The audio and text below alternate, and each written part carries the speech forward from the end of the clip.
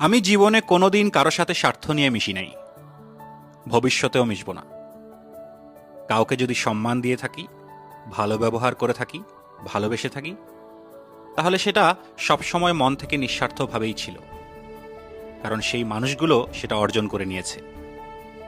আমি আমার ব্যবহারের প্রতিদানে কোনোদিন কোনো কিছু আশা করিনি, ভবিষ্যতেও করব না।